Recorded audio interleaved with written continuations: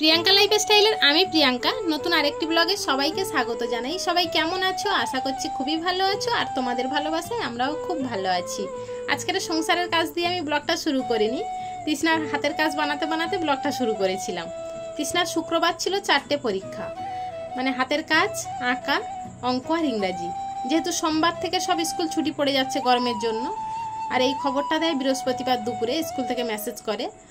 কিন্তু তৃষ্ণার বাবা তো সেই সময় বাড়ি ছিল না, আর আমার হাতেও টাকা পয়সা ছিল না।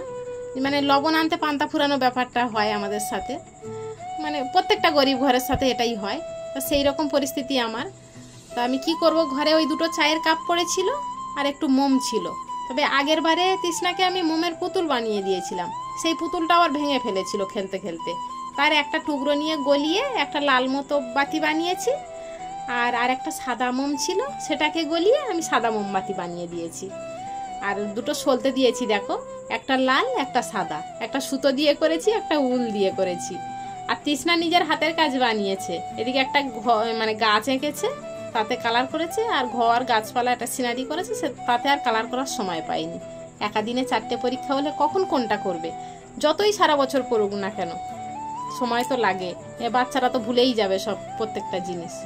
এখন রাত 11টা বাজে, ওই যে ইংরেজি বই নিয়ে বসে রয়েছে, পড়ছে। আর আমি ওর ব্যাগ ট্যাগগুলো সব গুছিয়ে রেডি করে রাখছি, যেহেতু সকালবেলায় আর সময় তো হয়ে ওঠে না, ও তো মর্নিংয়ে স্কুল। আর ও একটা নেতাজির ফটো ফ্রেম বানিয়েছে, এই দেখো, দিদিদের কাছ থেকে, ভালোও লাগছিল জানো। ওটা আবারও নিয়ে গিয়েছে স্কুলে। আর এখন সকালবেলায় ওকে ঘুম থেকে তুলে, এখন 6:30 বাজে, তাই ওকে রেডি করাচ্ছি। আর ও কী যে বাদরামো করছিল, একবার এদিকে সাইড হচ্ছে, একবার ওদিকে সাইড হচ্ছে। কষ্ট করে ওকে ড্রেস করে তাই ওর বাবার সঙ্গে ওই যে পাঠিয়ে দিচ্ছি, চলে যাচ্ছে দেখো।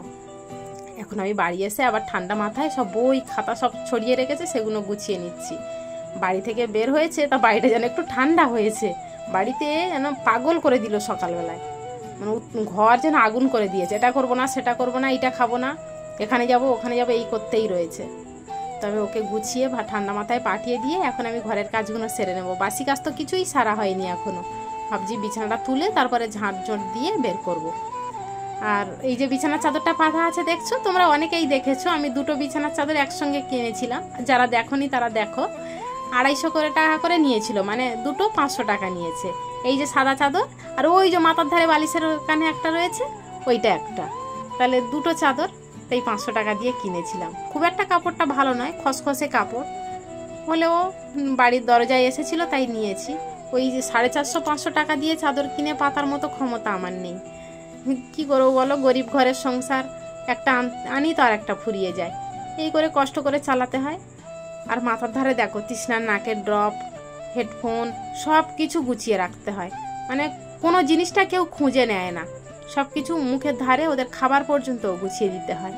আর এই সকাল 6টা থেকে উঠে আর রাত 11টা পর্যন্ত এইভাবে সংসারে যুদ্ধ করে যেতে হয়। কিন্তু নিজের যখন শরীর আর টানে না, পারে না, তখন আর নিজের সাপোর্ট করার মতো কেউ লোক থাকে না, যে কেউ যদি আমার সাহায্য করে দিতে পারে, তখন এই কথাটা মনে হয় তাহলে একটু ভালো হতো।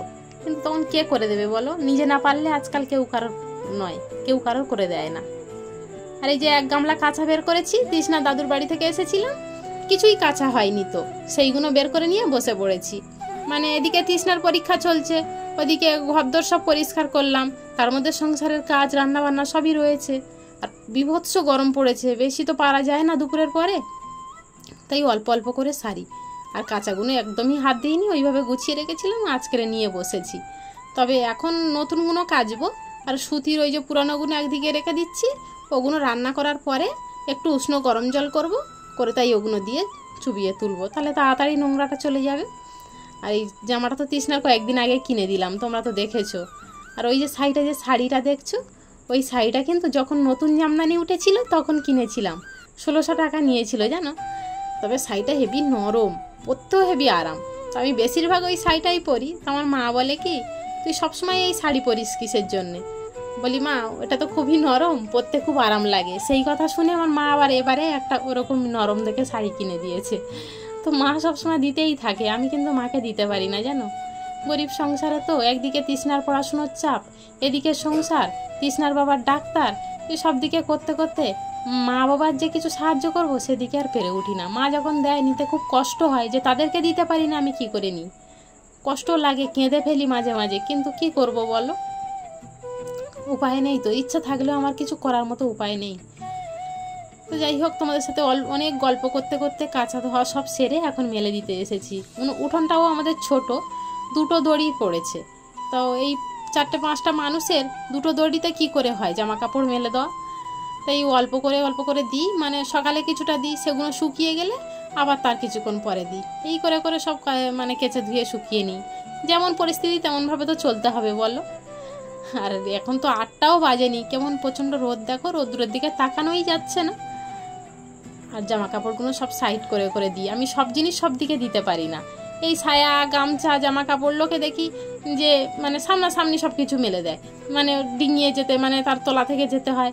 আমি আবার এইগুলো করতে পারি না। সব যার মানে এক সাইডে দিয়েছি, যেগুলো দিয়ে মানে গলে যাওয়া যাবে না তলা থেকে, সেগুলো এক সাইডে, যেগুলো দিয়ে যাওয়া যাবে সেগুলো আরেক সাইডে, এইভাবেই মেলি। তবে সকালে যেগুলো মেলেছিলাম সব তুলে নিয়েছি, কিছুটা ছিল 2-1টা, আবার কিছুক্ষণ পরে মেলে দিয়েছি কেচে, সেইগুলোই শুকাচ্ছে। এরই মধ্যে কিন্তু আমার রান্না সবই কমপ্লিট হয়ে গিয়েছে।